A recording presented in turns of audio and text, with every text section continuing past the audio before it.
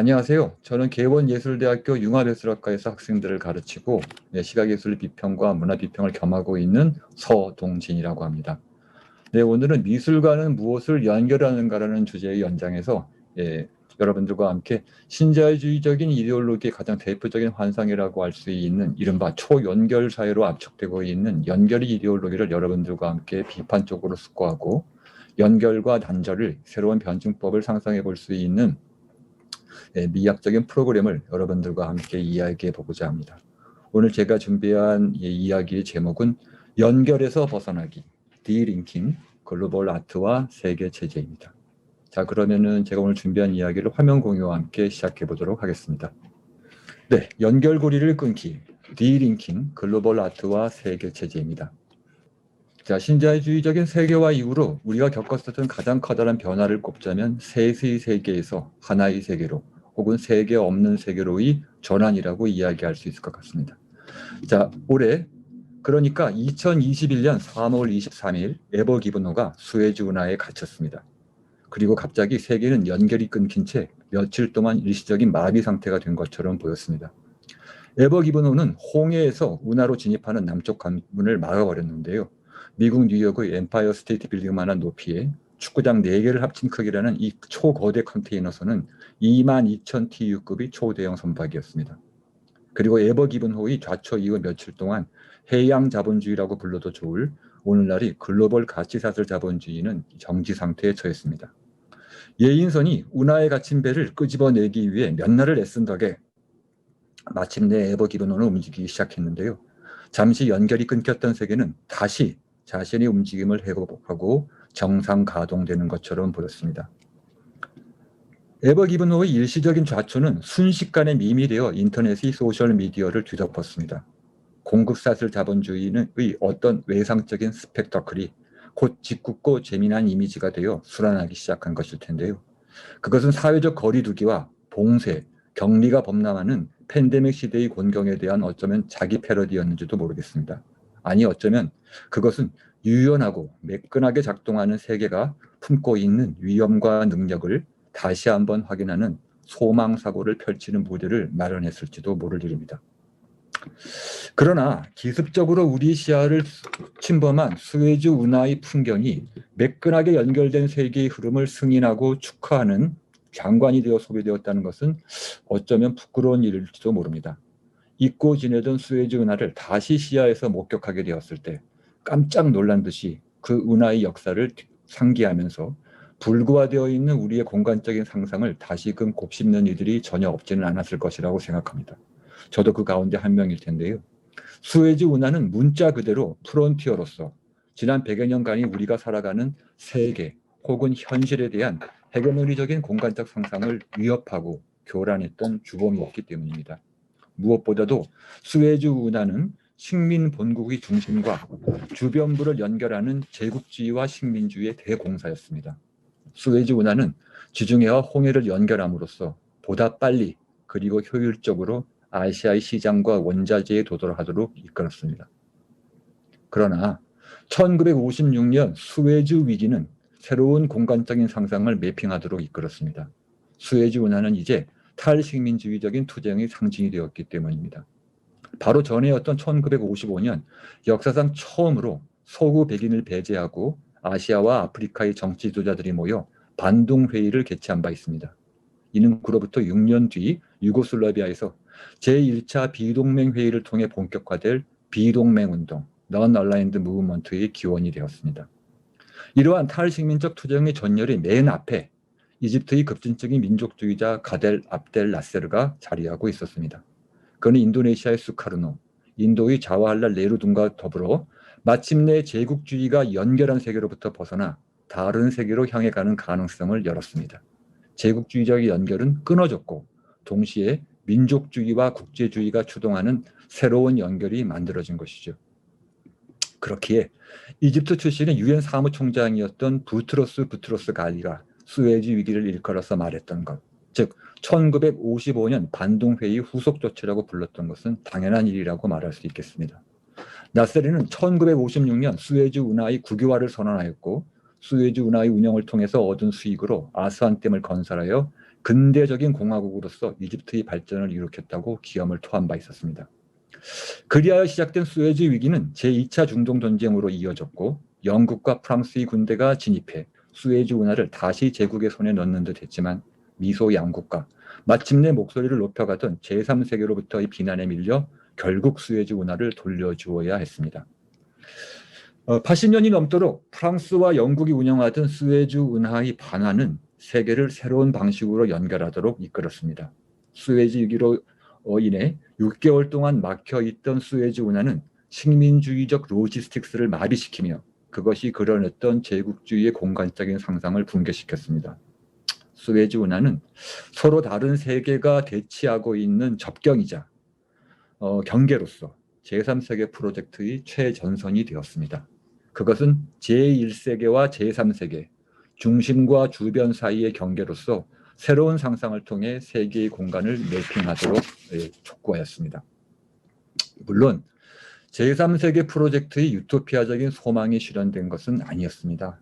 신식민주의라고 하는 새로운 경제적인 종속에 더해 정치적, 군사적인 수단을 통해 급진적인 제3세계의 정치 세력들을 파괴하려는 미국과 유럽의 시도는 계속되었죠. 여기 이미지에서 보시고 있는 것처럼 칠레, 아엔데 정권이 붕괴나 인도네시아의 피해 학살을 통한 수카르노 정권이 붕괴 뒤에는 항상 미국이 있었습니다. 그 사이 수에즈 운하의 운명도 요동을 쳤는데요. 1967년 이스라엘의 공격으로 수에즈 운하는 다시 8년간 막혀야 했고 수에즈 운하를 거치는 것보다 20일이나 더 걸리는 아프리카 대륙을 우회하는 항로가 지우는 경제적 부담을 덜기 위해 초거대 유조선이 건조되고 운항하기 시작했습니다. 그리고 석탄에서 석유라는 화석 연료로 갈아탄 세계 경제는 정상적인 작동을 위해 새로운 해상 운송의 시대를 열었습니다. 컨테이너로 상징되고 있는 로지스틱스 혁명이 시작된 것이죠.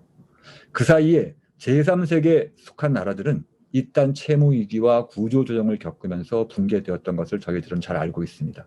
현실 사회주의권의 나라들 역시 무너지면서 이제 세계는 새로운 방식으로 재연결되었습니다. 이를 가리키는 이름이 신자유주의적 세계화이겠죠. 에버 기브노 사태가 보여주듯 세계는 이제 현기증 날이 많지 복잡한 공급사슬로 연결되어 있습니다. 단 하나의 세계만이 존재할 수 있다는 이데올로기적인 환상으로부터의 탈출하면서 생성되었던 다른 세계를 향한 꿈은 질식되었죠. 그리하여 우리는 다시금 연결되었습니다. 우리가 살아가는 세계를 향한 정치적인 상상은 글로벌 공급사슬로 연결된 자본주의로 인해 제거되었고 곧 들이닥친 교통과 통신혁명은 초연결 사회라고 하는 환상을 더욱 부채질했습니다. 컨테이너화와 더불어 해상 운송 비용이 줄어들었고 해상 운송의 금융화는 이러한 과정을 더욱 촉진시켰습니다. 항공 운송과 여행 비용도 현저히 줄어들었죠. 광 케이블과 광대역 인터넷, 휴대전화, 클라우드 컴퓨팅, 빅데이터, 알고리즘과 같은 새로운 통신 기술은 연결성의 화신이자 운반자가 되었습니다. 그 때문에 연결되었다는 것은 곧 행운이자 미덕으로 간주되었습니다. 물론 연결되어 있다는 것은 그것으로부터 단절되었다는 것, 연결이 축소된 하나의 세계라는 환상으로부터 벗어나는 것이 금지되어 있다는 뜻이기도 합니다. 알런 세큘러와 누엘 버치가 만든 더 포가튼 스페이스, 잊혀진 공간이라고 하는 필름 에세이는 바로 이와 같은 연결된 사회가 어떻게 노동을 배제하고 우리가 가지고 있는 연결의 환상 속에서 제거하고 있는지를 폭로하고 있는 작품입니다. 자, 그러면은 범세계적인 미술, 글로벌 아트는 어떠한 연결의 환상을 만들어내고 있을까요? 자, 이에 관해서 여러분들과 함께 몇 가지 이야기를 나눠보겠습니다. 동시대 미술이란 범세계적으로 연결되어 있는 미술이라는 말과 같은 뜻이 아닐까요?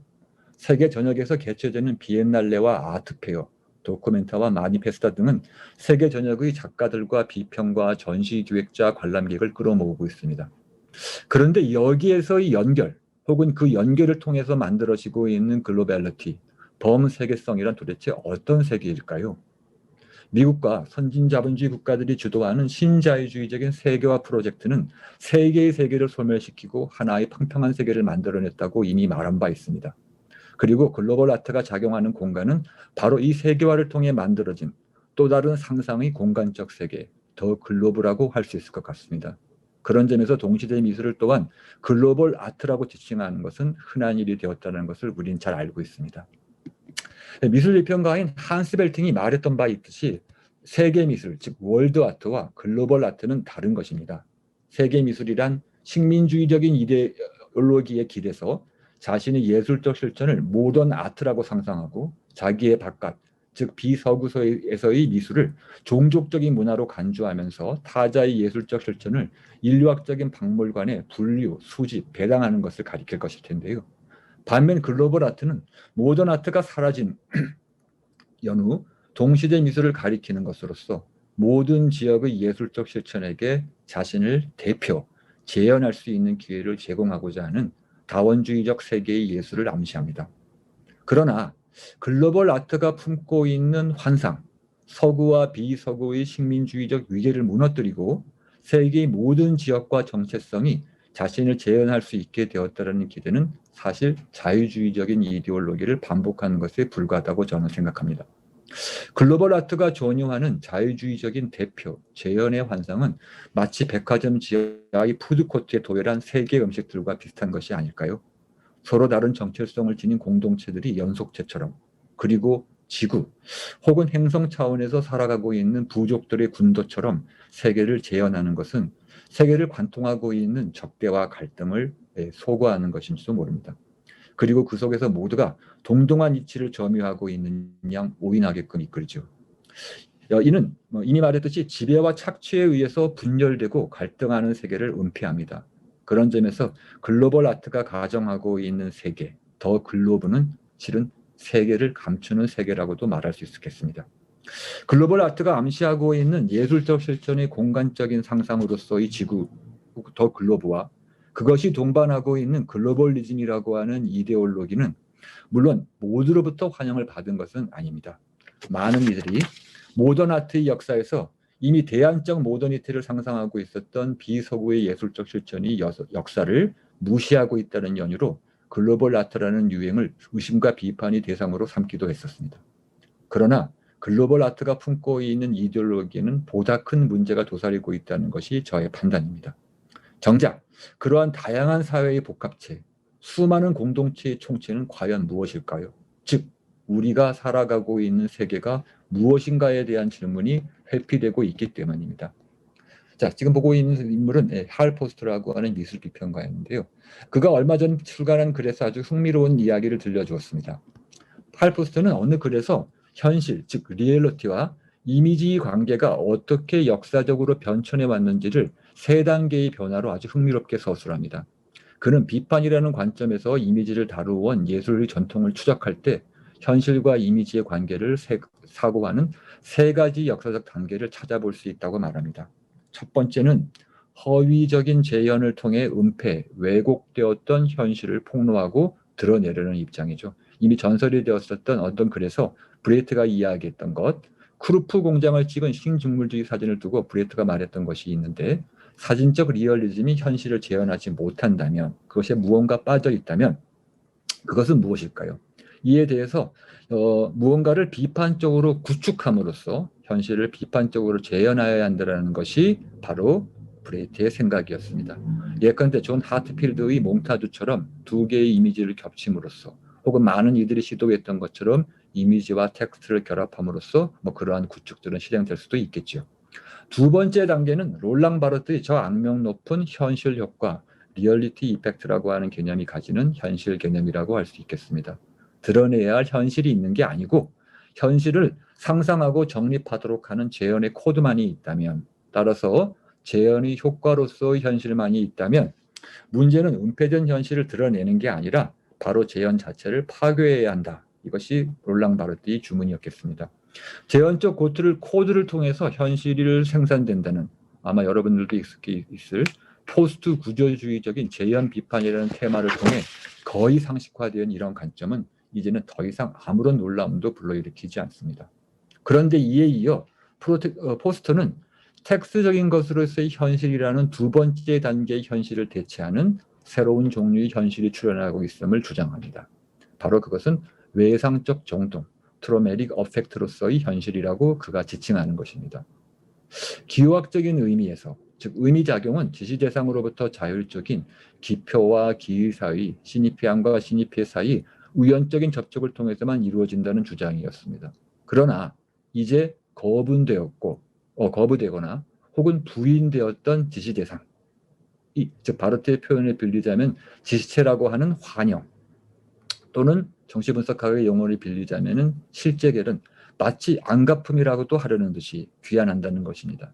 이는 트라우마라는 낱말 자체가 범람하고 있다는 것은 물론이려니와 재난, 파국, 종말과 같은 어휘에 우리가 전혀 없이 현혹되고 있다는 것을 통해서 잘 드러납니다. 이제 현실은 충격 자체가 되어 단말마처럼 우리에게 나타납니다. 즉 현실은 견고한 대상이라기보다는 섬뜩한 유령처럼 우리에게 일시적인 인상의 모습으로 출현하는 것이겠죠. 우리의 일상생활은 이제 어텐션, 즉 주목을 이끌려는 목적으로 끊임없이 발산되는 감각적 정보들이 자극에 혹사당하고 있습니다. 그 결과 우리는 끝도 없는 산만함 속에서 허우적대고 있게 되죠. 경악, 그리고 충격이라고 하는 낱말을 헤드라인으로 한 기사와 메시지, SNS의 포스팅은 쉴 틈 없이 우리를 선동하고 도발합니다.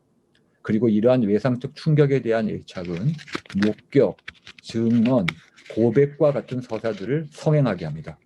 이런 서사들은 바로 충격에 마비되었던 트라우마로 인해 고통을 겪게 된 주체들을 앞세우죠. 그들에게 역사적 시간이라는 것은 말할 것도 없고 개인사라는 형태로 자신의 삶의 시간을 파악하고 상징화할 수 있는 가능성은 거의 박탈되어 있는 것 같습니다. 포스터가 조롱조로 언급하듯 매설스럽게 주체의 죽음을 예찬하던 이들의 발언과는 달리 그 어느 때보다 자신의 개인적 주관적 경험에 봉인당한 피해자 주체, 그것이 상사에게 이게 인격적 굴욕을 겪은 노동자이든 아니면 성폭력을 당한 여성이든 아니면 동성애 혐오적인 배제를 겪은 소수자이든과 상관없이 모두가 모범적 주체로 귀환합니다. 그리고 이는 당연히 예술적 실천에서도 동일하게 나타나지요. 앱젝트 아트를 굳이 예로 들지 않더라도 이제 동시대 미술에서 가장 선호하는 대상은 현란한 감각적 경험 자체가 되어가는 듯이 보입니다. 올라프 엘리아슨의 더 웨더 프로젝트라고 하는 기념비적인 작업은 이와 같이 감각적 경험 자체가 미술의 대상이 되었다는 것을 예시하고 있는 아주 현저한 징후라고 할 수 있을 텐데요. 자연이 파멸을 목격하도록 초대하는 초대형 설치이든 아니면 몰입형 VR 퍼포먼스이든 아니면 황홀하고 짜릿한 미디어 파사드 프로젝션이든 그것은 관객에게 감각적 충격의 경험을 위해 전념하는 것 같습니다. 이는 외상적 충격의 경험을 통해 산발적으로 문득 출현하는 현실을 위한 나름의 리얼리즘적인 미적 코드가 만들어졌음을 말해주는 것이 아닐까 저는 짐작합니다. 이는 현란한 3D 이미지 특수 효과를 통해 물샐 틈 없이 관객의 주목을 노획하고자 하는 새로운 할리우드 블록버스터의 미학적 코드가 말해주듯이 말입니다. 따라서 외상 기호증적인 현실의 틀짜기라고 할 포스터가 말하고 있는 새로운 현실은 제임슨이라고 하는 이가 신자유주의적 세계화 시대의 문화적 논리라고 부를 만한 것을 말하면서 가리켰던 것과 그리 멀리 떨어져 있지는 않은 것 같습니다. 그는 강렬도, 인텐서티와 이벤트라고 하는 개념을 통해 더 이상 사회적인 것과 역사적인 것 속에 통합될 수 없는 유례적인 순수 지각적 충격의 경험이 동시대 예술과 문화의 중요한 형태가 되었다는 점을 역설한 바 있었습니다. 우리가 여기에서 주의해야 하는 것은 글로벌 아트가 다원주의적인 환상을 경유해서 세계의 모든 지역의 미술을 연결함으로써 세계의 미술을 재현할 수 있다는 착각에 연루되어 있다는 점이라고 할 수 있을 것입니다. 그러나 글로벌 아트의 패치워크는 외상적 충격을 통해서만 언뜻 그것을 자각할 수 있을 뿐인 세계에 우리가 살고 있다는 오늘날의 세계의 현상학을 천진하게 외면합니다. 그것은 자신에게 투명한 주체가 있다는, 자신이 재현할 온전한 현실이 존재한다는 가정에 기대고 있습니다. 그러나 외상적 충격을 통해 순간 자신의 현실을 만회할 뿐인 주체에게 세계란 존재하지 않겠지요. 세계란 우리에게 오리무중이며 또한 그 어느 때보다 신비한 것이 되어가고 있습니다. 자, 알란 세큘라의 PC 스토리라고 하는 작품에 등장하고 있는 한국의 현대 중공업에서의 모습입니다. 굉장히 이 작품 속에 등장하고 있는 유조선으로 보이는 탱커의 이름이 굉장히 인상적이죠. 현대 유토피아. 자, 이 알란 세킬러가 이 작업을 통해서 시도하려고 했었던 것을 프레드릭 제임슨이 말했었던 인지적 지도 그리기 미학의 하나의 사례라고 볼 수 있다면 오늘날 그것을 어떻게 되살릴 수 있을지 여러분들과 함께 이야기해 보고자 합니다. 자, 지난해 존 벨러미와 인탄 수완디라고 하는 두 명의 연구자는 먼슬리 리뷰라고 하는 저널에 다음과 같은 글을 기고한 바가 있었습니다. 코로나19 전염병 그리고 그로 인한 봉쇄와 사회적 거리두기는 세계적 공급망의 첫 번째 위기이다.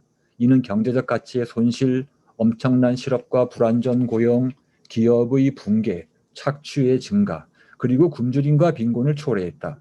현재 위기의 복잡성과 혼돈을 모두 이해하는 데 있어서 중요한 점은 그 어디에 있는 다국적 기업의 CEO도 자신의 회사의 상품 사슬이 전체적인 지도를 가지고 있지 않다는 사실에 있다. 보통 기업의 금융센터와 조달 책임자들이 회사의 1차적인 공급자들을 알고 있지만 2차적 공급자, 즉 공급자의 공급자는 모르고 3차, 4차 공급자들은 더군다나 알지 못한다. 엘리자베스 브로우가 외교 정책에서 서술한 것처럼 뮌헨 공급대학의 공급관리 교수의 미하엘 애쉬가 계산한 바에 따르면 폭스바겐과 같은 다국적 기업에는 소위 1차 공급자라고 불리는 5천 개의 공급자가 있으며 그들은 각각 250개의 2차 공급자를 가지고 있다. 이는 이 회사가 실질적으로 125만 공급자를 가지고 있으며 이들 대부분은 누구인지 모른다는 것을 의미한다. 게다가 이 계산은 3차 공급자를 제외하고 있다. 중국의 우한에서 이 새로운 코로나 바이러스가 발생했을 때 전 세계적으로 51만 개의 회사들이 우한에 최소 하나 이상의 직접 공급자가 있었으며 5만 개의 회사들이 최소 하나 이상의 2차 공급자가 있었다는 것이 밝혀졌다.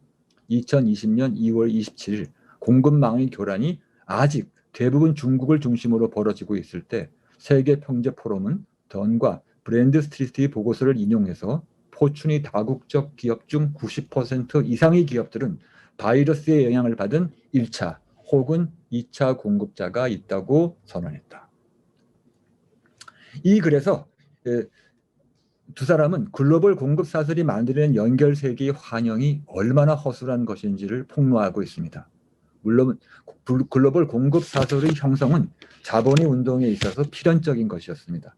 자국의 단위 노동 비용이 절반에도 미치지 못하는 하지만 자국의 노동자들과 못지않은 생산성을 가지고 있는 노동을 찾아 자본은 공장을 해외로 이전하고 외주 하청화해 왔습니다.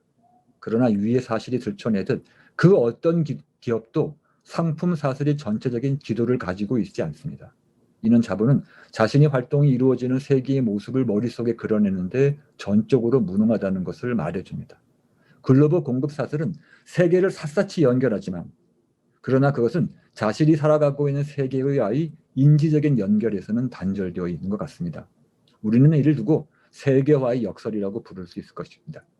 즉 우리는 그 어느 때보다 다른 것과 연결되어 있습니다. 그러나 이러한 긴밀한 연결성은 정작 우리가 살아가는 세계에 대한 지도를 그릴 수 있는 능력의 마비를 초래합니다. 우리는 머릿속에서 외부 현실을 연결할 수가 없습니다. 따라서 세계는 세계화하여야 한다는 하이데거의 말을 참조하는 것이 그리 엉뚱한 일은 아니지 않겠는가 하는 것이 저희 생각입니다. 하이데거는 예술작품의 근원에서 이렇게 강변한 바가 있는데요. 세계란 눈앞에 있는 것, 셀 수 있거나 혹은 셀 수 없는 것, 친숙하거나 낯선 것 모두를 단순히 모아놓은 것이 아니다. 그렇다고 또한 세계는 사물적 존재자 전체를 위해 상상적으로 고안되어 거기에 첨가된 관념상의 테두리인 것도 아니다. 세계는 세계화해야 한다. 이러한 하이데거의 말을 쫓자면 우리에게 세계는 세계화되지 않고 있다고 말할 수 있을 것입니다. 이런 연유로 하이데거를 이으면서 프랑스의 철학자 장릭 낭시가 했던 말을 떠올려 볼 수 있을 텐데요. 그는 세계화, 즉 글로벌라이제이션이라고 하는 개념과 또 다른 뜻에서의 세계화, 몽디알리제이션이라는 것을 구분하면서 세계의 모든 것의 연결을 뜻하고 있는 글로벌라이제이션과 세계를 하나의 이미지로 구상할 수 있는 상상적인 능력으로서의 몽디알리제이션을 대립시킵니다. 그렇다면 글로벌 아트라는 관념은 신자유주의 세계화의 이데올로기에 부응하는 것이라고 말할 수 있겠습니다. 그것이 역설하는 글로벌주의, 글로벌리즘은 제3세계주의, 서드 월드즘이 말했던 제국주의와 식민지 간이 적대와 모순에 의해 지배되는 세계의 이미지와도 다른 것이고, 국제주의가 말하는 유토피아적인 희망에 의해 연결된 주체들이 정치적 인식과 상상을 바탕으로 정립한 세계의 이미지와도 다른 것입니다. 글로벌 아트가 짐작하고 있는 연결된 세계란 실상은 상징화될 수 없는 사실들의 무한한 연속으로 펼쳐져 있는 세계일 것입니다. 따라서 우리는 세계가 연결되어 있지만 실은 그 세계란 우리 자신의 경험을 근거 지을 수 있는 이미지를 더 이상 갖지 않는 세계일 뿐임을 확인해야 할 것입니다. 1970년대 한국에서 민족문학론을 주창했었던 문학평론가 백낙청은 제3세계 문학으로서의 민족문학을 두고 이런 이야기를 들려준 바가 있습니다. 세계를 셋으로 갈라놓는 말이라기보단 오히려 하나로 묶어서 보는데 그 제3세계 문학의 참뜻이 있는 것이며, 하나로 묶어서 보되 제1세계 또는 제2세계의 강자와 부자 입장에서 보지 말고 민중의 입장에서 보자는 의도이다. 그는 여기에서 세계의 세계란 상상은 세계의 세계로 분리된 세계 각자의 고립된 세계의 이미지를 말하는 것이 아니라 역설적으로 세계를 세계로 분할하는 힘에 대한 보편적인 상상의 입장, 즉 민중의 입장이라고 말하고 있습니다. 그렇기 때문에 민족문학은 민족 혹은 국민의 특수한 주체의 시점에 갇혀 있는 문학이 아니라 지배와 종속, 착취와 폭력이 구조화하는 세계를 총체적으로 상상할 수 있는 문학인 것입니다. 그렇다면 제3세계 미술이나 민중미술은 어쩌면 지난 시대의 세계의 미술이라고 말할 수 있을지 모르겠습니다.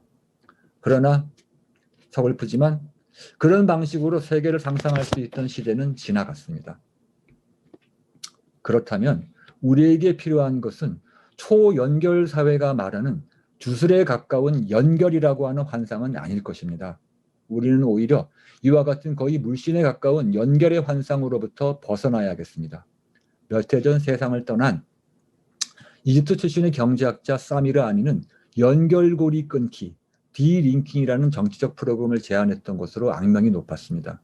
종속과 발전주의를 최전선에서 비판하고 글로벌 사우스 민중이 신자유주의적인 자본 축적 체제에서 벗어나 새로운 사회를 건설할 꿈을 역설하였었던 이 투사 겸 학자는 연결고리 끊기를 글로벌 사우스의 민중에게 권유합니다. 그것은 세계 자본주의로부터 물러나 자급자족적인 고립경제, 그러니까 아우타르키로 가자는 선동은 아닙니다. 우리는 차라리 그것을 남부의 인식론 혹은 신자유주의적인 세계화의 이데올로기를 비판하는 비판적 이성의 방법론으로 받아들이는 것이 좋을 것입니다. 그것은 세계 없는 세계에서 글로벌 자본주의의 폭력과 수탈, 착취가 지배하는 세계를 인지적으로 지도 그리기 위한 하나의 조처로서 받아들여도 좋을 것입니다. 그리고 이는 연결의 미덕을 예찬하는 막무가내의 환상에서 벗어나 연결과 단절의 변증법을 작동시키면서 새로운 비판적 연결, 아마 어쩌면 우리가 오랜 동안 잊고 있었던 국제주의적인 연대의 연결을 상상하도록 우리를 이끌어줄 것입니다. 동시대 미술관이 꿈꾸는 연결도 바로 이러한 것이어야 한다는 것을 주장하고 싶습니다.